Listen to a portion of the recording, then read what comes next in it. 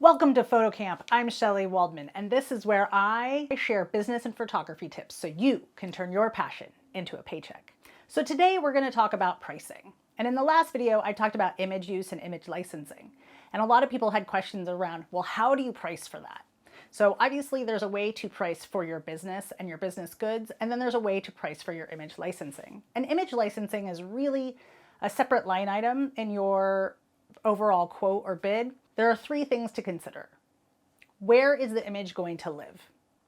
2, how long is it going to be used for? And 3, is there going to be ad spend behind it? And that ad spend can be in print, but it also can be online. As we know, social media is the new print media, right? That is where most advertising dollars are spent. And the same amount of work goes into that image that you're going to create, whether it's for print or whether it's for social. So the amount of cost for that image doesn't change because it's used in one place or the other. It just has to do with the number of eyeballs that are going to see it. So one way to start looking at how to get to a price of what that image may cost is to look at stock sites.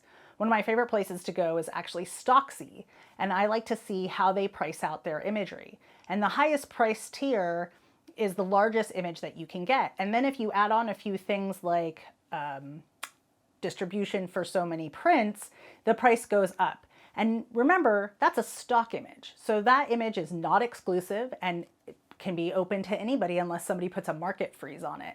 So you know that you're creating custom imagery and your imagery cannot be used by everybody. It's going to be exclusive to that client that you use. So your base price should definitely be more than that stock price. The second place you can go to is a photo editor.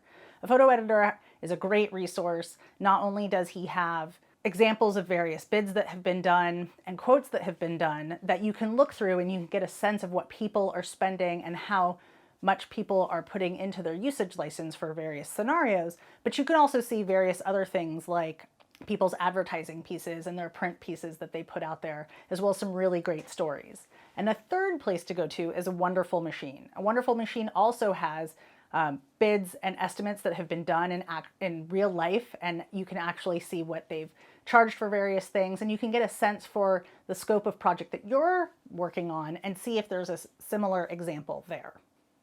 So another thing to consider when you're looking at your image licensing is who is using this image. Is it a local one-off mom and pop shop where their reach is going to be a lot smaller than a regional or national chain?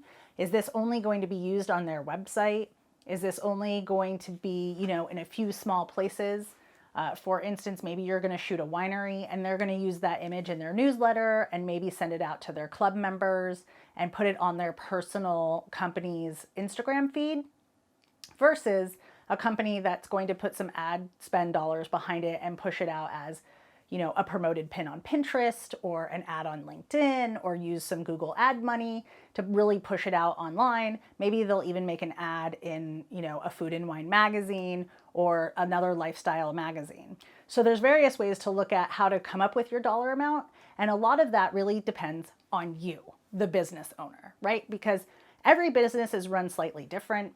So your expenses as a business owner and in your life may be very different to the way I run my business or the expenses in my life. That all factors into the amount of money that you need to make in order to live the life that you desire. So the first thing to look at is your personal spend money. How much does it cost for you to live your life? And number 2, what are your business expenses? How expensive is it for you to run your business? And that's outside of having clients. Once you know your numbers, and then you do your research on the image licensing, that's going to help you figure out your creative fee as well as your image license so that you can live the life that you desire. So to recap, it's a matter of how long that license will be exclusive to that client. So is it going to be for 1 year, 3 years, 5 years, in perpetuity? They can always come back and relicense it from you, so you don't have to lock them into a very long license up front. Typically, it's going to be 1 year with an option to relicense. And then next is, how is that image going to be used? Is it going to be used on their website? Is it going to be used on their social? What are the various platforms they could use it on? Is it going to be used in print? Is it going to be used out of home, which basically is like transit posters and billboards and things that you would see while you're out and about in the world? Is it going to be point of sale, that stuff that you see, when you're at checkout? Is it going to be a catalog that gets sent in the mail? A lot of companies, when they do like a box subscription, you might get something when you open it up and it explains how to use their product that can be considered a catalog, and your images may appear there as well. So ask all of those questions. Take into consideration how big the company is. Is it local, regional, national, worldwide? Is it going to be in a TV spot? Is it going to be part of a broadcast or show up at the end of like a YouTube video? All of those places are going to affect the cost of that image, because the more eyeballs it is, the more potential they have for making money off of your imagery. The other thing to consider is your life expenses and your business expenses. So how expensive it is to live your life and how expensive is it to run your business, because you want to make sure that you're making enough money to be able to cover both of those costs and live the life that you want to live. I hope that's helpful and that I've given you some resources to go check out.